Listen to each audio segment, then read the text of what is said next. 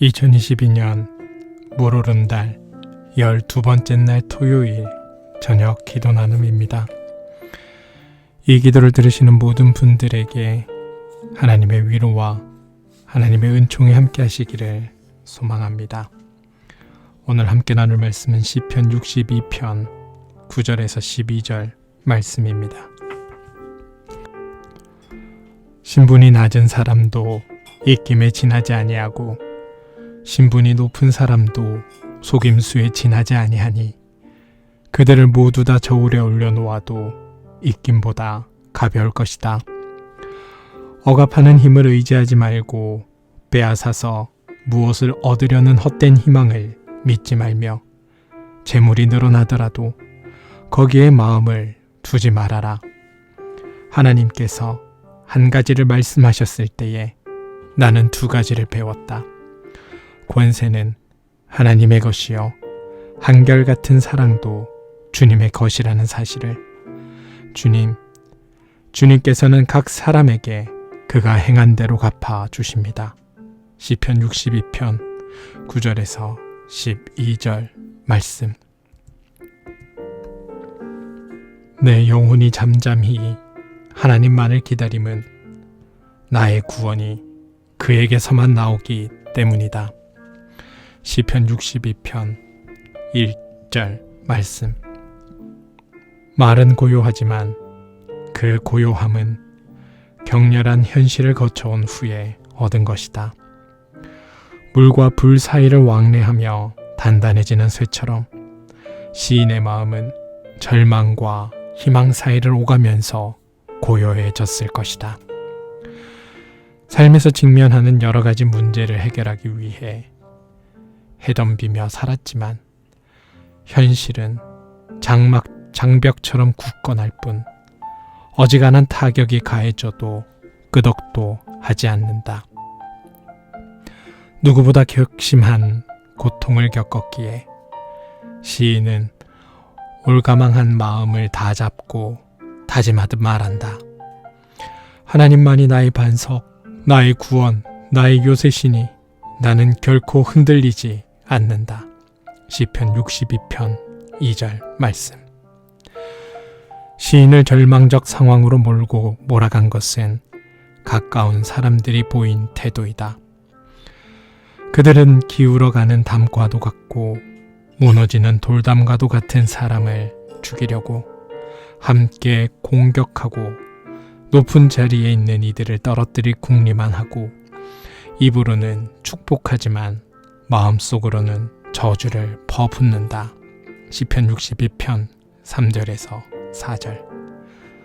무리 중 가장 연약한 개체를 공격하는 육식 동물들처럼 악에 인이 바친 사람들은 연약한 자들을 자기들의 먹잇감으로 삼는 일에 주저하지 않는다. 권위에 대한 존중도 없다. 헐뜯고 물어뜯고 끌어내리려 할 뿐이다.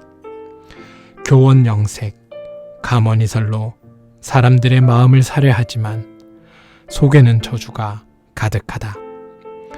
이런 일을 몇 차례 겪고 나면 우리 마음의 토대인 신뢰가 무너지고 아무도 믿을 수 없다는 부정적 확신이 우리를 사로잡는다.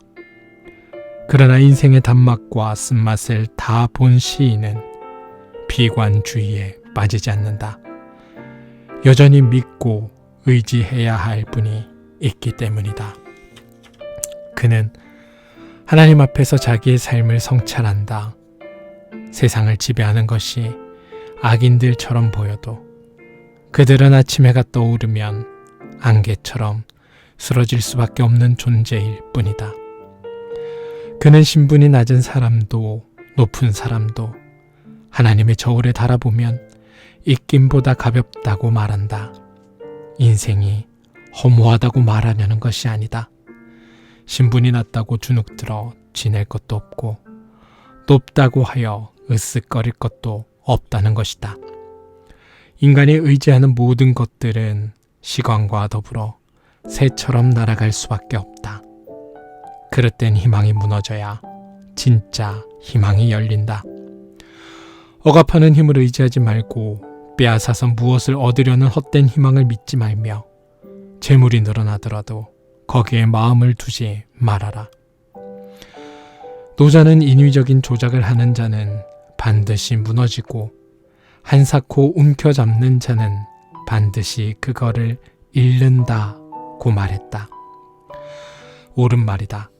덧없는 삶의 여정 가운데 우리가 붙들어야 할 것을 시인은 두 마디로 요약한다. 권세는 하나님의 것, 한결같은 사랑도 주님의 것. 우리가 할 수 있는 일이 아주 작다는 그 사실을 시인하면서도 주님이 사랑 안에서 모든 것을 뜻대로 이루어 가실 것이라는 믿음이 우리를 살게 한다.